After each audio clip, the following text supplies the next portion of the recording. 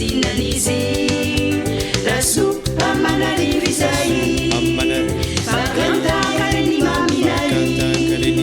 raso amanarivo izay fakantakareny maminay raha anaraka ny jeso victoire jereoso asehoany atsika ny lala mahasoa sy moramora ny fitsaliny naretany tamin'ny fatity ny vavany ka ny bepakizy fiangonasika sasakara rehefa andraona reny sava no raisona didiny fitantananazy izy motsy manandeha asiny fa niarany asa midrafiliny nisy mpiainy mpino katolika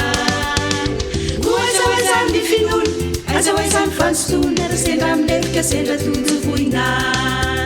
draka fangena rehefa lavo fikira mafy amin'ilay avo izy no hoe sy apigna miaro atsika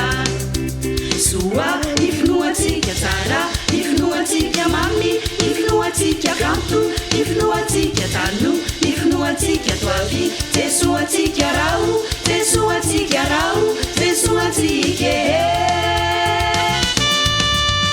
tsy misy zavatsy vita rehefa mitady mahita jeso lalana marina mino azy tsy maintsy tafarina naparazany pakaala isika tsy te alala ny tsiro tsy maintsy niavina iaretika nao soavina finoana mankatoavina